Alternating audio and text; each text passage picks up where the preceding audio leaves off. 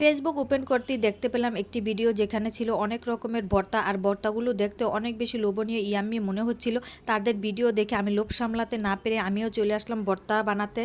So hello everyone, আসসালামু আলাইকুম। আমার পেজে আপনাদের সবাইকে স্বাগতম। গাইজ, দেশের এরকম এলোমেলো পরিস্থিতিতে জানি কারো মনই ভালো নেই, কিন্তু যে কোনো পরিস্থিতিতে নিজেকে সামলিয়ে নেওয়ার নামই হচ্ছে জীবন। গাইজ, আমি আজকে ফেসবুক ওপেন করতেই দেখতে পেলাম ভর্তার অনেকগুলো ভিডিও। ভর্তাগুলো দেখতে অনেক বেশি লোভনীয় আর ইয়াম্মি মনে হচ্ছিল, তাই আমিও চলে আসলাম ভর্তা বানাতে।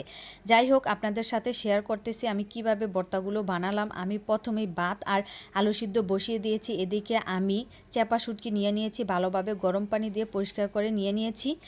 আর এদিকে দেখুন, চাপা শুটকি, রসুন, পেঁয়াজ, কাঁচামরিচ একসাথে আমি ভেজে নিচ্ছি। এদিকে আমি ধনিয়া পাতা এবং পেঁয়াজ সুন্দরভাবে কুচি কুচি করে কেটে নিয়েছি। গাইস, চাপা শুটকির ভর্তা কার কার পছন্দ অবশ্যই জানাবেন, আমার তো অনেক বেশি পছন্দের।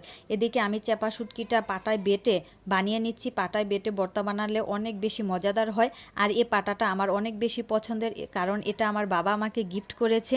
বিয়ের আগে তেমন কোনো বাটাবাটি ধরতে গেলে কোনো কাজই পারতাম না, এখন প্রায় সব কাজেই শিখে গেছি।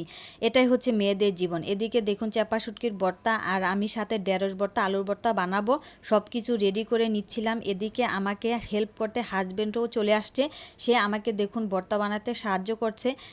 আর গাইজ, আলুর ভর্তাতে তো সরিষার তেল না দিলে জমেই না, সরিষার তেল দিলে ভর্তাতে আলাদা একটি টেস্ট পাওয়া যায়। এদিকে দেখুন, সব ভর্তাগুলো বানিয়ে নেওয়া হচ্ছে। আমরা হাজব্যান্ড ওয়াইফ মিলে ঢেঁড়স ভর্তা, আলুর ভর্তা এবং চাপা শুটকির ভর্তা সুন্দরভাবে বানিয়ে নিলাম। এই 3 রকমের ভর্তার মধ্যে কার কোন ভর্তা পছন্দ অবশ্যই জানাবেন। ভর্তাগুলো দেখে হাজব্যান্ড আর লোভ সামলাতে পারলো না, সে দেখুন প্লেট সুন্দরভাবে সাজিয়ে নিয়ে খেতে বসে পড়েছে। এদিকে আমিও খেতে বসে পড়লাম। গাইজ, ভর্তাগুলো অনেক বেশি মজার ছিল। আর ভর্তা ভাত কার কার পছন্দ অবশ্যই জানাবেন। আমার ভিডিও দেখে যেমন আপনাদের খেতে ইচ্ছে করছে, তেমনি অন্যের ভিডিও দেখে আমারও খেতে ইচ্ছে করে।